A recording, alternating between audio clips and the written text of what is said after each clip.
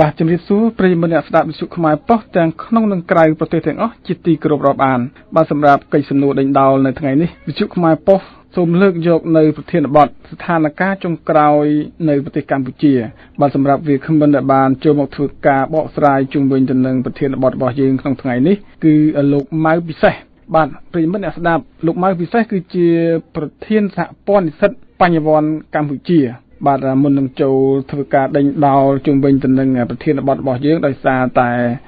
លោកម៉ៅពិសេសបានអញ្ជើញមកដល់ស្ថានីយ៍វិទ្យុខ្មែរប៉ុស្តិ៍ហើយបាទជាដំបូងសូមជម្រាបសួរលោកម៉ៅពិសេសបាទសូមជម្រាបសួរហើយសូមជម្រាបសួរផងដែរដល់បងប្អូនអ្នកស្ដាប់វិទ្យុខ្មែរប៉ុស្តិ៍ទាំងនៅក្នុងនិងក្រៅប្រទេសបាទ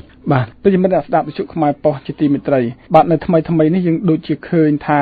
កម្ដៅនយោបាយគឺចាប់ផ្ដើមតានតឹងឡើងវិញទៀតហើយបន្ទាប់ពី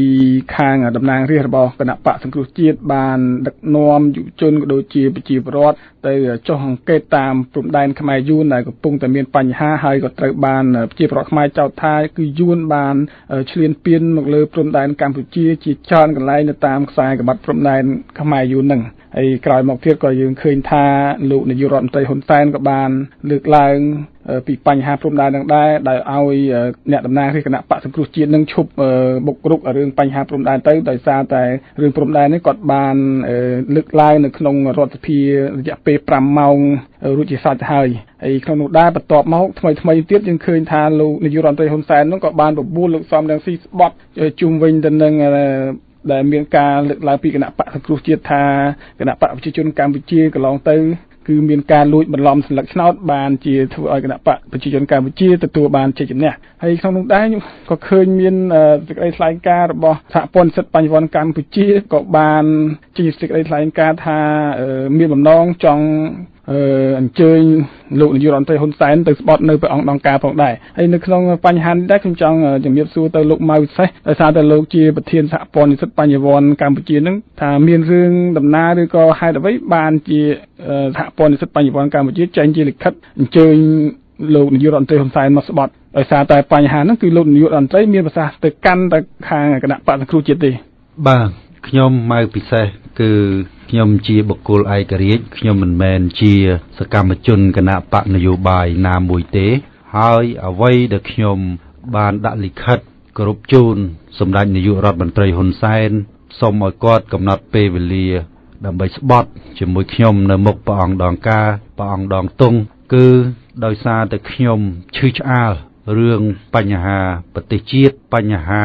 របស់ប្រជាពលរដ្ឋហើយខ្ញុំលើកឡើងនេះមិនមែនខ្ញុំបង្ហាញនៅការគាំទ្របុគ្គលសំរងស៊ី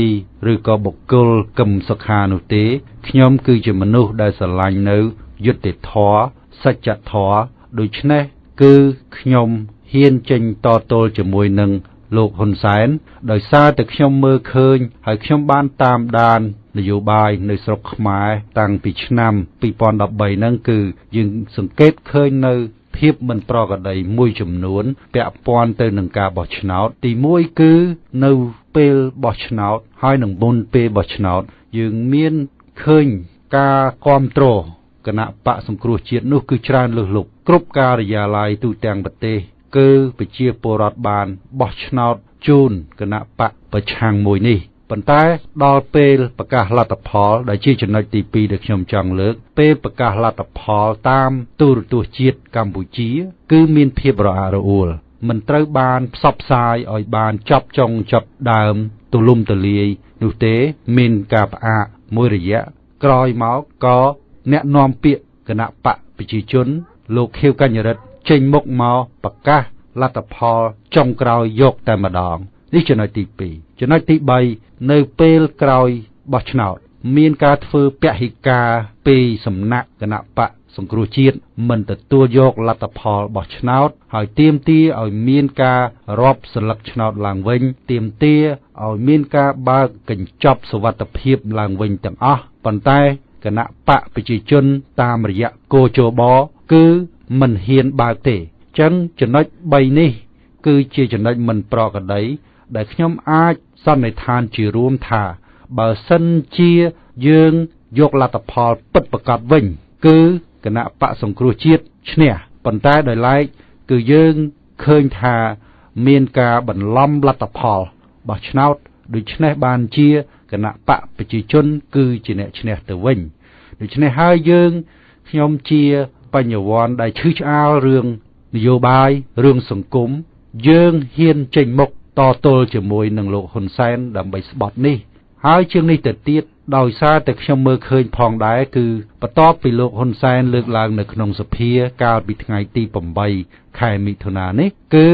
มันមានការឆ្លើយតបណាមួយឲ្យបានមើងម៉ាត់ពីសំណាក់ថ្នាក់ដឹកនាំនៃគណៈបកសង្គ្រោះជាតិជាពិសេសគឺលោកសំរងស៊ីតែម្ដងដូច្នេះហើយបានជាខ្ញុំនៅថ្ងៃទី9គឺខ្ញុំបានដាក់លិខិតធានាតទល់ជាមួយនឹងសម្ដេចនាយករដ្ឋមន្ត្រីហ៊ុនសែនបាទអរគុណលោកម៉ៅពិសេសក្នុងការបកស្រាយជុំវិញទៅនឹងសំណួរជាលើកដំបូងរបស់វិទ្យុខ្មែរប៉ុស្តិ៍បើយើងឃើញហើយនៅក្នុងប្រព័ន្ធ Facebook គឺមានការ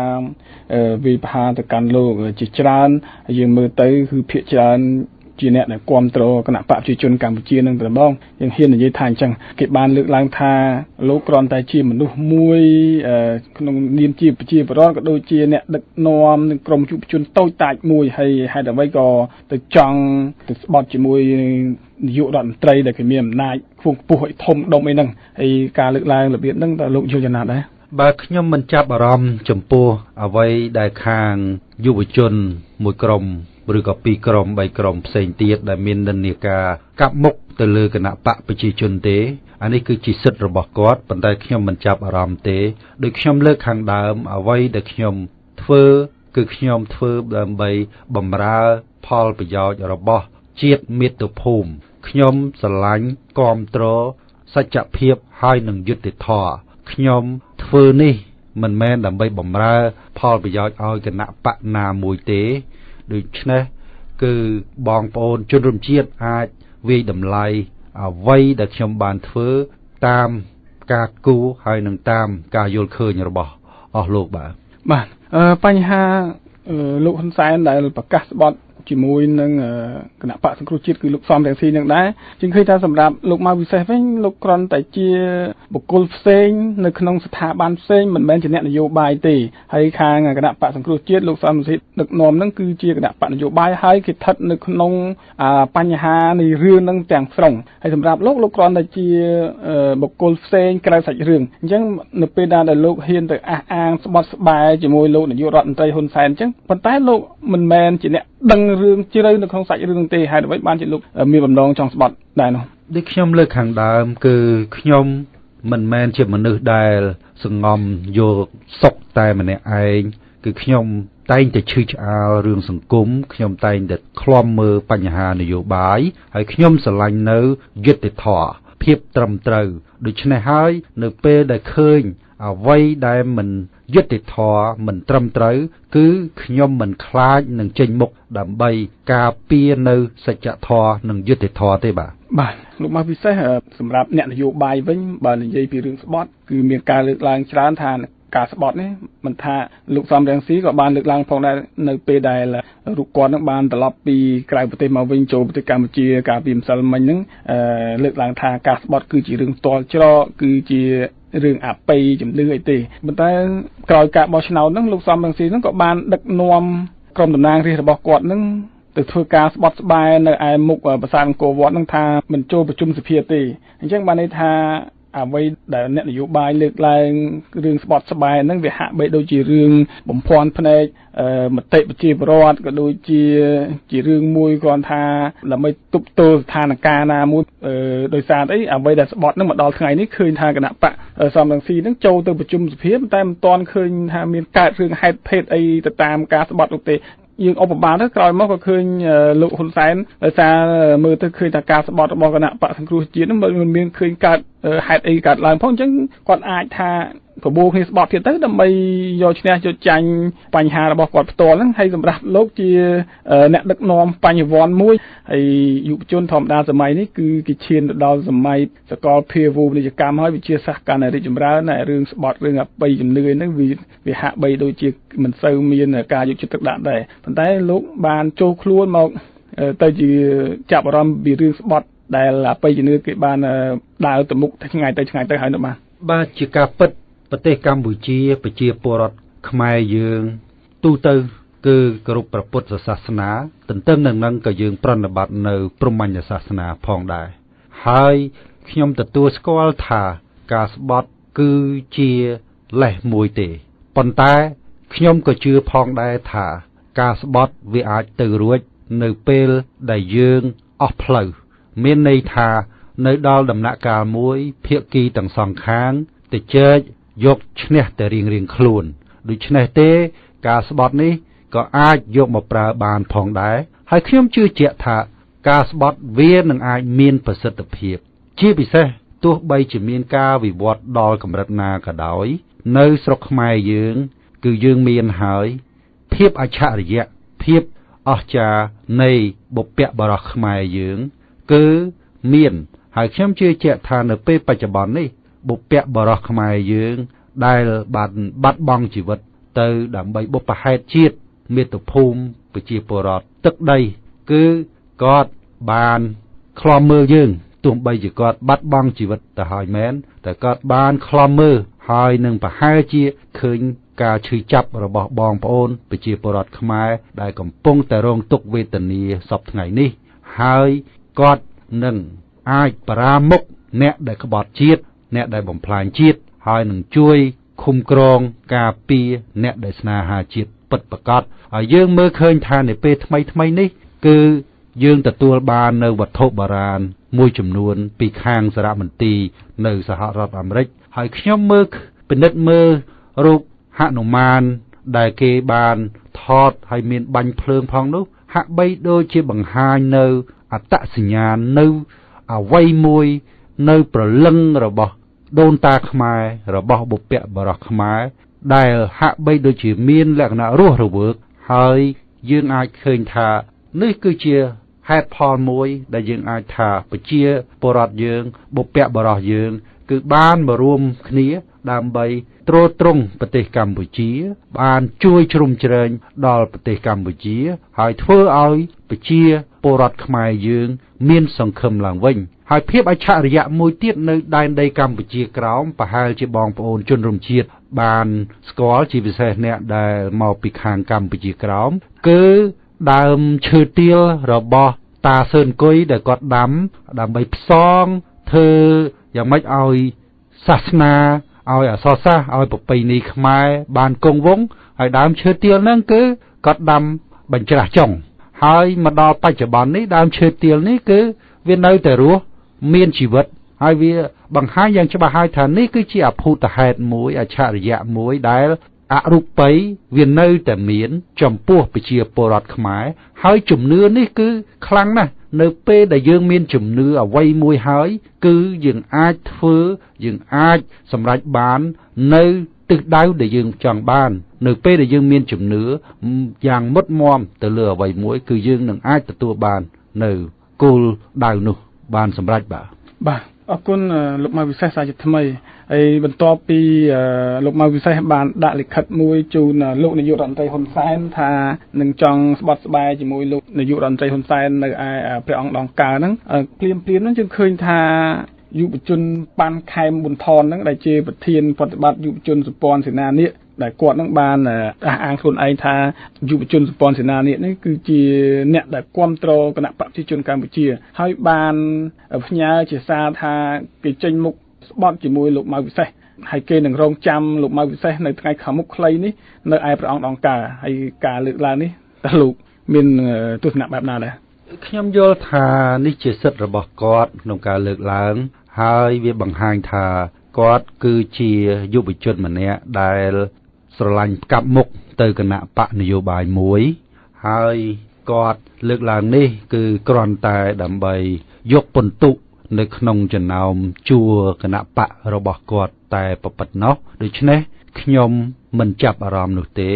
មិនមែនថាខ្ញុំខ្លាចគាត់ទេប៉ុន្តែកម្រិតត្រឹមគាត់គឺខ្ញុំមិនចាប់អារម្មណ៍នោះទេហើយខ្ញុំគិតថាក្នុងនាមជាយុវជន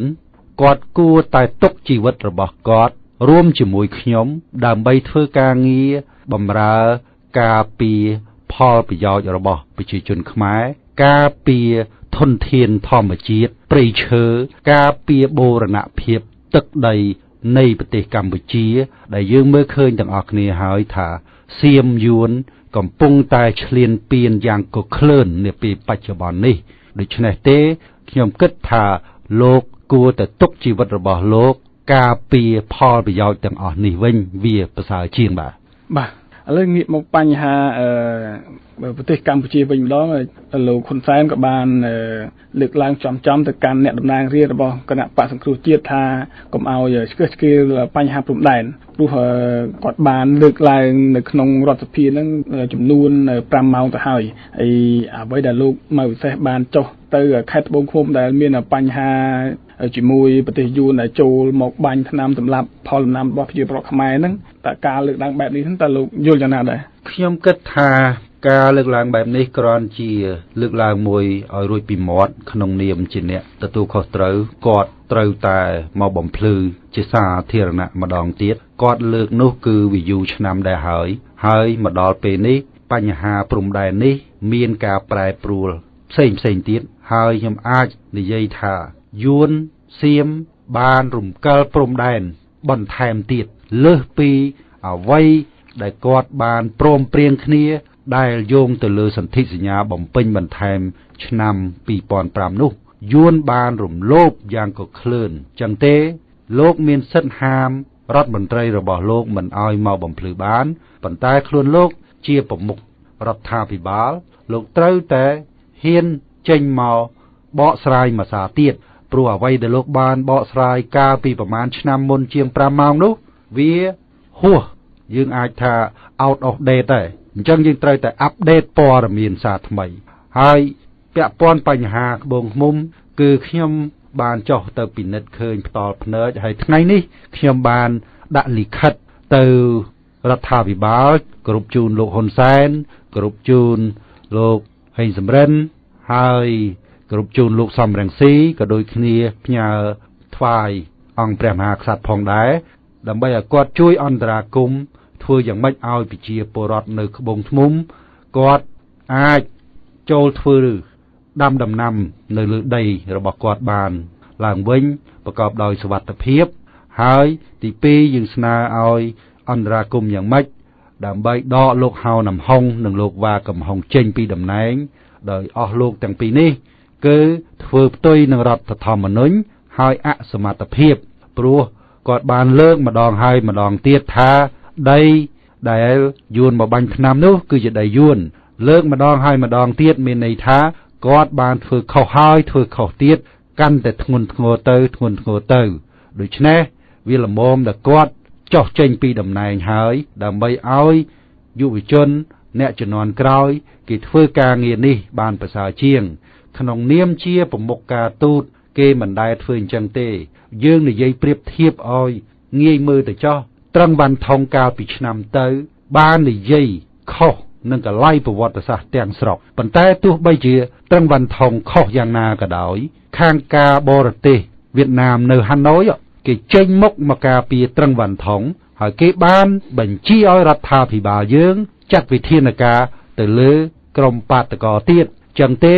យើងប្រៀបធៀបតែចំណុចហ្នឹងយើងឃើញហើយថាប្រមុខការទូតគេធ្វើយ៉ាងម៉េចហើយប្រមុខការទូតយើងធ្វើយ៉ាងម៉េចចឹងបញ្ជាក់ឲ្យថាគាត់អសមត្ថភាពហើយទី3យើងស្នើឲ្យអន្តរាគមន៍យ៉ាងម៉េចទៅដល់រដ្ឋាភិបាលលោកហ៊ុនសែនគឺចរចាជាមួយវៀតណាមឡើងវិញដើម្បីលុបសន្ធិសញ្ញាបំពេញបន្ថែមឆ្នាំ2005នឹងចោលព្រោះថាដើមចមនៃបញ្ហានៃការឈ្លានពានម្ដងហើយម្ដងទៀតនៅពេលបច្ចុប្បន្ននេះគឺវាចេញមកពីសន្ធិសញ្ញាបំពេញបន្ថែមនេះឯងដូច្នេះទេគឺស្ថាប័នជាតិកម្ពុជាហ្នឹងត្រូវតែយកចិត្តទុកដាក់មិនអាចរក្សាភាពស្ងប់ស្ងាត់បានទេបើមិនដូច្នេះទេទឹកដីកម្ពុជានឹងជួបហានិភ័យធ្ងន់ធ្ងរហើយបាទលោកមកវិសេសជាការកត់សម្គាល់ហ្នឹងចំពោះបញ្ហាព្រំដែនហ្នឹងទោះបីជាមានការចុះអង្កេតឬក៏ចុះសិក្សាស្រាវជ្រាវពីសំណាក់ប្រជាពលរដ្ឋក៏ដូចជាអ្នកតំណាងរាស្ត្រគណៈបកប្រឆាំងក្តីហ្នឹងនៅពេលដែលទៅដល់កន្លែងហ្នឹងឃើញថាយួនហ្នឹងពិតជាបានទន្ទ្រានឈ្លានពានយកដី នៅតាមព្រំដែនខ្មែរយូរនឹងមែនរហូតមកដល់ពេលនេះយើងឃើញថាផ្លូវលំហូជីមិញដែលជាទឹកដីរបស់ខ្មែរកាលពីជំនាន់សម្ដេចសៀនុលោកបានដល់ដីលំហូជីមិញដើម្បីឲ្យយួនខាងជើងធ្វើដំណើរទៅវាយយួនខាងត្បូងហ្នឹងយើងឃើញថាលំហូជីមិញហ្នឹងក៏យួនមកដល់ពេលនេះបានរំលោភយកផុតផ្លូវលំហូជីមិញនឹងទៅទៀតហើយបញ្ហាព្រំដែននេះដែរយើងឃើញថាមន្ត្រីរដ្ឋាភិបាលហ្នឹងហាក់បីដូចជាមិនមានការអើពើមិនមានការទទួលស្គាល់ថាខ្មែរហ្នឹងពិតជាបានបាត់ដីមែនទេមានតែនិយាយថាសន្ធិសញ្ញាឆ្នាំ2005ដែលលោកលើកឡើងមិញថាប្រុងកំពុងតែស្នើសុំឲ្យរដ្ឋសភាលុបចោលហ្នឹងគាត់បែរជានិយាយថាសន្ធិសញ្ញាឆ្នាំសន្ធិសញ្ញាបំពេញអន្តថែមឆ្នាំ2005ហ្នឹងដែលធ្វើឲ្យកម្ពុជាហ្នឹងចំណេញដីទៅវិញហើយការដែលមិនព្រមទទួលស្គាល់ថាទឹកដីខ្មែរកំពុងតែត្រូវបានយួនឈ្លានពានតាមព្រំដែនហ្នឹងលោកយល់យ៉ាងណាដែរដែលរដ្ឋាភិបាលមិនអើពើពីបញ្ហានោះសោះហ្នឹងយើងមានការសោកស្ដាយចំពោះអេរិយាបថរបស់រដ្ឋាភិបាលដែលមិនអើពើពាក់ព័ន្ធទៅនឹងការឈ្លានពានរបស់វៀតណាមក៏ដូចជាប្រទេសសៀមអីហ្នឹងគឺយើងមានការសោកស្ដាយមែនទែនហើយគាត់បង្ហាញទៀតបែបនេះវាបញ្ជាក់ថាពួកគាត់វាអសមត្ថភាពមែនទែនហើយដែលយើងអាចនិយាយដោយខ្លីថាពួកគាត់ក្បត់ជាតិដែលនឹងឈានទៅដល់ប្រវត្តិសាស្ត្រកត់ត្រាទុកថាសម័យនេះវាមិនខុសពីសម័យស្ដេចជ័យជេដ្ឋាទី2ទេដែលបានកាត់ទឹកដីទៅឲ្យយួនដូច្នេះបងប្អូនប្រជាពលរដ្ឋទាំងក្នុងនិងក្រៅប្រទេសអាចថ្កោលទោសចំពោះទង្វើបែបនេះហើយលើសពីនេះទៅទៀតខ្ញុំគិតថាព្រលឹងបារមីវីរៈបុរសខ្មែរនិងបំផ្លាញអ្នកដែលក្បត់ជាតិបែបនេះក្នុងពេលឆាប់បាទមួយទៀតតាក់ទងនឹងរឿងពាក្យដែលលោកលើកឡើងមិញថាក្បត់ជាតិអីហ្នឹងយើងឃើញថានៅក្នុងវប្បធម៌សន្តានារវាងគណៈបកទាំងពីរហ្នឹងថ្ងៃមុនគឺបានចេញសេចក្តីថ្លែងការណ៍រួមឲ្យថាព្រមព្រៀងគឺមិនឲ្យមានការប្រើពាក្យក្បត់ជាតិអីទេអញ្ចឹងពេលនេះលោកលើកឡើងពីរឿងក្បត់ជាតិអញ្ចឹងលោកមិនខ្លាចមានបញ្ហាដល់វប្បធម៌សន្តានារបស់គណៈបកទាំងពីរហ្នឹងទេបើវប្បធម៌សន្តានាដែលគេលើកនោះគឺជាកិច្ចព្រមព្រៀងរវាងគណៈបកគេទាំងពីរប៉ុន្តែខ្ញុំមិនមែននៅក្រោមគណៈបកណាមួយខ្ញុំជាបុគ្គលឯករាជ្យដូច្នេះខ្ញុំមិនខ្លាចនឹងនិយាយទេហើយមានអ្នកណាថ្កោលទោសយ៉ាងម៉េចអានឹងគឺជារឿងរបស់គេខ្ញុំប្រើប្រាស់សិទ្ធិរបស់ខ្ញុំក្នុងការបញ្ចេញមតិទៅតាមអ្វីដែលខ្ញុំយល់ឃើញដូច្នេះទេគឺពាក្យក្បត់ជាតិចំពោះខ្ញុំសំដៅលើអ្នកណាដែលធ្វើផ្ទុយនឹងរដ្ឋធម្មនុញ្ញហើយធ្វើឲ្យបាត់បង់ទឹកដីធ្វើឲ្យប្រជាពលរដ្ឋរងទុក្ខវេទនាអានឹងគឺក្បត់ជាតិហើយបាទអរគុណលោកម៉ៅពិសេសដែលបានលើកឡើងយ៉ាងច្បាស់ពីបញ្ហាពីក្បត់ជាតិនេះហើយមួយទៀតយើងឃើញថានៅឯពិធីកិច្ចសំណេះសំណាលរបស់ប្រធានគណៈបកសង្គ្រោះជាតិគឺលោកសំរងស៊ីនៅសហរដ្ឋអាមេរិកហ្នឹងគឺមានលោកអ៊ុំម្នាក់ដែលជាមានវ័យចំណាស់ហ្នឹងបានចោទលោកសំរងស៊ីថាក្បត់ជាតិដែរដោយសារតែលោកសំរងស៊ីនឹងបានលើកឡើងថាយួននៅក្នុងប្រទេសកម្ពុជានឹងគឺមានតែ70,000នាក់ទេហើយលោកសំរងស៊ីក៏បានលើកឡើងមកវិញបកមកវិញថាការដែលលោកលើកឡើងថាមានត្រឹមតែ70,000នាក់នឹងគឺយកតាមរបាយការណ៍របស់អង្គការអន្តរជាតិក៏ដូចជា CIA របស់សហរដ្ឋអាមេរិកហើយក្នុងនាមជាប្រធានគណៈបកនយោបាយប្រឆាំងមួយនៅកម្ពុជាតែប្រជាពលរដ្ឋបោះឆ្នោតឲ្យគាត់ចូលជិត3លានអ្នកដែររំទុកដាក់វាសនាទៅលើគណៈបកសង្គ្រោះជាតិនឹងបែរជាលោកសំរងស៊ីនឹងធ្វើអ្វីបានត្រឹមតែយកតាមរបាយការណ៍ពីមជ្ឈដ្ឋានខាងក្រៅហ្នឹងតើលោកយល់យ៉ាងម៉េចដែរសម្រាប់យុទ្ធសាស្ត្រក៏ដូចជាការធ្វើការរបស់លោកសំរងស៊ីហ្នឹងចំពោះខ្ញុំមើលអេរិយាបថហើយនឹងរបៀបរបស់លោកសំរងស៊ីគឺគាត់មានលក្ខណៈទន់ជ្រាយហើយដែលបញ្ហាមួយចំនួនដែលបានកើតឡើងចំពោះគាត់ការដោះស្រាយបញ្ហារបស់គាត់គឺទន់ជ្រាយមែនទែនហើយដូច្នេះគឺជារបៀបធ្វើការរបស់គាត់ដែលខ្ញុំមិនអាចនិយាយដោយសង្ខេបតែគាត់គឺជាមនុស្សទន់ជ្រាយបាទប្រសិនបើប្រធានគណៈបកនយោបាយប្រឆាំងមួយដែលប្រជាពលរដ្ឋបានរំពឹងថានឹងជួយស្រោចស្រង់បញ្ហារបស់គាត់ជួយដោះស្រាយរកដំណោះស្រាយឲ្យបញ្ហារបស់គាត់ហើយបែរខ្លាយទៅជាអ្នកដឹកនាំទន់ជ្រាយដោយអ្វីដែលលោកលើកឡើងអញ្ចឹងតើប្រជាពលរដ្ឋនឹងតើលោកត្រូវតែធ្វើបែបណាដូរផ្លាស់ប្ដូរការគិតឬក៏នៅតែប្តីផ្ដួលទៅលើលោកសំរងស៊ីក្នុងនាមលោកជាអ្នកដឹកនាំយុវជនមួយដែលលោកគួរតែមានយោបល់យ៉ាងណាទៅកាន់ប្រជាពលរដ្ឋយើងបាទ ខ្ញុំនៅតែមានសុតិធិនិយមថាយុវជនយើងប្រជាពលរដ្ឋយើងត្រូវតែចូលរួមឲ្យបានសកម្មក្នុងសកម្មភាពកិច្ចការសង្គមនិងនយោបាយហើយយើងអាចឃ្លាំមើលឲ្យបានស្និទ្ធឲ្យបានគៀកទៅទង្វើរបស់អ្នកដឹកនាំនយោបាយហើយនិងអ្នកនយោបាយដើម្បីធ្វើការពិចារណានៅពេលបោះឆ្នោតខាងមុខដែលយើងមិនអាចបដ ாய் ឲ្យគាត់ចេះតែនិយាយធ្វើបជាពិធទៅលើយើងទេដូច្នេះយើងត្រូវតែឃ្លាំមើលគាត់ហើយបច្ចុប្បន្ននេះនៅប្រទេសកម្ពុជាវាហាក់បីដូចជាមិនទាន់មានជំរើសណាមួយផ្សេងក្រៅតែពីគណៈបកសង្គ្រោះជាតិដូច្នេះទេយើងអាចនិយាយថានៅពេលដែលយើងគ្មានជំរើសអ្នកដែលខុសតិចវាល្អជាងវាប្រសើរជាងអ្នកខុសច្រើនអានឹងដែលយើងអាចធ្វើការសម្រេចចិត្តហើយនៅពេលដែលយើងអាចរកបានអ្នកដែលប្រសើរជាងហ្នឹងអញ្ចឹងយើងអាចនឹងមានការផ្លាស់ប្ដូរចិត្តបោះឆ្នោតឲ្យអ្នកផ្សេងទៀតនៅពេលក្រោយខាងមុខតាមឆន្ទៈរបស់យើងរៀងខ្លួនបាទចង់ជំរាបសួរលោកមួយទៀតថាតើប្រជាប្រដ្ឋខ្មែរត្រូវប្រើវិធីសាស្ត្រណាឬក៏គំនិតបញ្ញាបែបណាដើម្បីឲ្យមើលដឹងថាគណៈបកណាដែលអាចនឹងផ្ញើវាសនាបានគណៈបកណាដែលមានទស្សនវិស័យសម្រាប់ជាតិច្បាស់លាស់នៅថ្ងៃអនាគតនឹងបាទមិនពិបាកទេគឺសំខាន់យើងព្យាយាមឃ្លាំមើលទង្វើរបស់អ្នកនយោបាយរបស់គណៈបកនយោបាយមិនថាតែពេលឬកំឡុងពេលឃោសនាបោះឆ្នោតទេគឺយើងឃ្លាំមើលនៅក្រោយបោះឆ្នោតនៅមុនពេលបោះឆ្នោតយើងឃ្លាំមើលឲ្យបានសកម្មហើយយើងនឹងឃើញថាគណៈបកនេះវាយ៉ាងម៉េចមេដឹកនាំគណៈបកនេះវាយ៉ាងម៉េចយើងនឹងអាចឃើញយ៉ាងច្បាស់ហើយសម័យឥឡូវនេះគឺយើងមានប្រព័ន្ធផ្សព្វផ្សាយដែលទូលំទូលាយជាពិសេសគឺតាមរយៈ Facebook នេះគឺអាចជួយប្រជាពលរដ្ឋយើងបានច្រើនហើយតាមរយៈដែលយើងទទួលបានព័ត៌មានច្រើនយើងអាចធ្វើការសម្រេចចិត្តបានត្រឹមត្រូវបាទលោកបានពិសេសនៅចុងបញ្ចប់នេះតើលោកមានអ្វីចង់លើកឡើងជុំវិញទៅនឹងប្រធានបទរបស់យើងគឺតាក់ទងទៅនឹងស្ថានភាពចុងក្រោយផ្នែកនយោបាយនៅកម្ពុជាបាទខ្ញុំមិនមានអីច្រើនទេគ្រាន់តែស្នើឲ្យបងប្អូនតាមដានបន្តទៅទៀតព្រោះថាអ្វីវាចេះតែវិវត្តទៅមុខហើយស្ថានភាពនយោបាយក៏តែងតែវិវត្តទៅដែរហើយយើងមើលឃើញហើយថាសម្ដេចជាស៊ីមគាត់បានចែកឋានទៅនៅពេលថ្មីនេះដូច្នេះមេដឹកនាំចាស់គឺគួរណាស់តែភ្ញាក់រលឹកខ្លួនហើយអាចប្រើប្រាស់ពេលវេលាដែលនៅសេសសល់របស់ខ្លួនគឺធ្វើអ្វីដើម្បីជាតិដើម្បីមាតុភូមិដើម្បីប្រជាពលរដ្ឋជាជាងធ្វើអ្វីវាបំផ្លាញទៅជាតិបំផ្លាញបូរណភាពទឹកដីអានឹងដែលពេលដែលគាត់ចែកឋានទៅគឺគ្មានអ្វីបន្សល់ទុកក្រៅតែពីគេឈ្មោះអាស្រូវដែលធ្វើឲ្យកូនចៅចំនួនក្រោយស្អប់ខ្ពើមជេរឌៀលដល់ឈ្មោះនឹងដល់ពូជនឹងដែល